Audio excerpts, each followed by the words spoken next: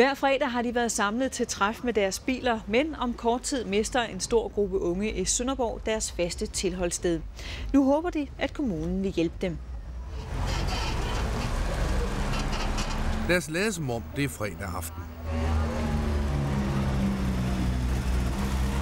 Stedet er P-pladsen under Kvickly i Sønderborg. En flok glade unge med benzin i blodet på vej til træf, som hver fredag aften efter Kvicklys lukketid, så længe nogen kan huske. Vi snakker blandt andet om anlæg, vi snakker om ombygning af biler, vi snakker om nye motor, at der bliver skiftet motor i en anden mands bil.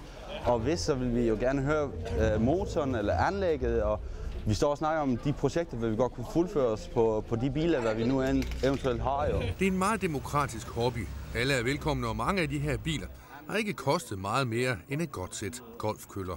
Inden jeg fik kørekort, og jeg stadig kører på knald, jamen jeg tog knalden hele vejen herude. Det er 18 km.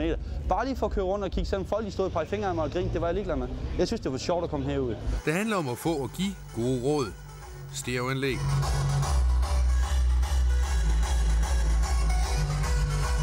Og julespind.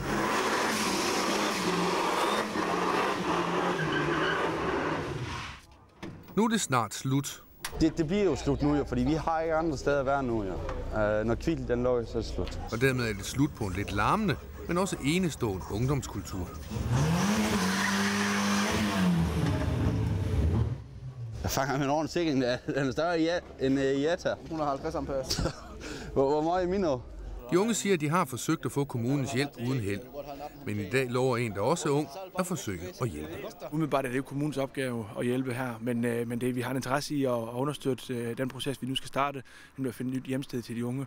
Det er vores interesse, at det sker hensigtsmæssigt for alle parter i hele Sønderborg Kommune. Hvad skal de unge mennesker gøre for at få kommunen i tale? Jamen, de skal kontakte kommunen, og det kan jeg forstå, at de allerede har gjort. Vi gør klogt ved at indlede den dialog og tage bolden, og så skal vi nok hjælpe dem på vej. Med den opfordring vil de unge nu igen forsøge at kontakte kommunen i håb om at få hjælp til at finde et nyt sted at samles.